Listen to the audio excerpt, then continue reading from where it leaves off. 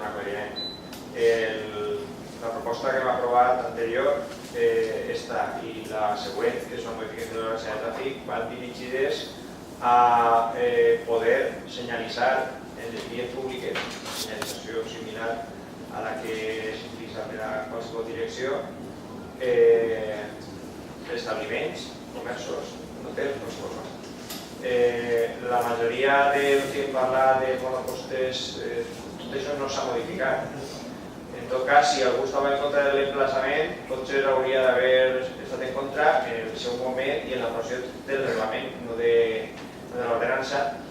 Podem parlar dels preus en aquest cas, però tampoc és el moment. I si de cas, insistir en que el que estem aprovant ara és un preu que jo recordo que ja presentarem una proposta que ja se va deixar en una taula, no és la primera volta que passa per comissió, i que s'ha revisat, entenc jo, que en el sentit que n'hi hem pogut i en el sentit que se va demanar en el seu dia.